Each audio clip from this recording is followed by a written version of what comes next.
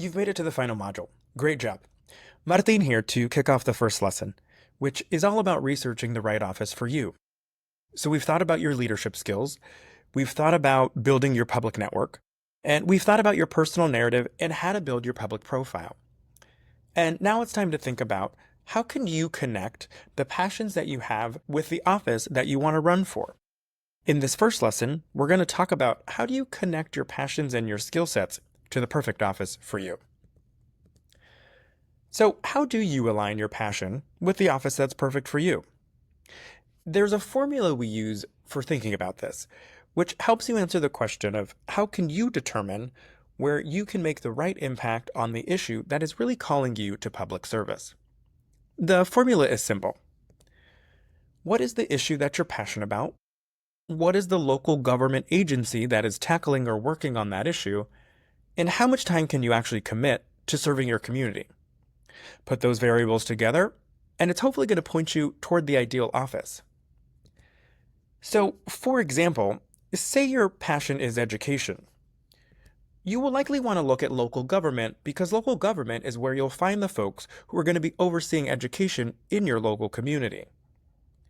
And then let's say you have a time commitment of low to medium in terms of the amount of hours that you're able to give per week. The ideal office for you may be school board. It tackles education, it's at the local level, and they're usually part-time.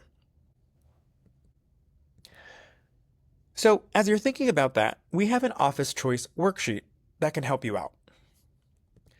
Like we talked about, you're going to first think about the top 3 issues that you care about. Then ask yourself, do I want hands-on work, like a school board role that is on the front lines of education in your community? Or are you more interested in making systemic long-term change? In that case, you may want to look at a larger body of government, such as your state legislature, which is making policy that's impacting communities statewide.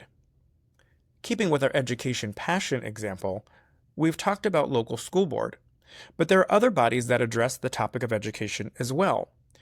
Say you're interested primarily in college access, you may look at your community college board.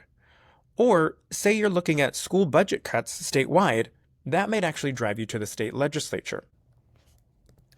Next, you'll want to think about how many hours per week or per month can you actually commit.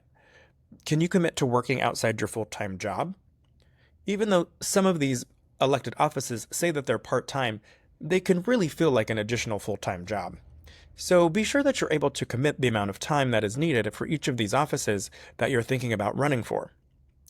Think about connecting with current or former office holders and ask them about their experience managing the workload of the role. It's really important to understand the time commitment involved with each of these specific offices so you could figure out how to make it work for your schedule. Lastly, you should consider what you can afford financially. So do some research to find out whether the role you're exploring is compensated in any way, and for how much. Be sure to consider both the time commitment and the financial situation when deciding the best office to pursue. Your homework for this module is going to be to create a basic action plan to run for office, the details of which you'll find in the homework section of this module. We recommend completing the rest of the lesson in the module before starting your homework.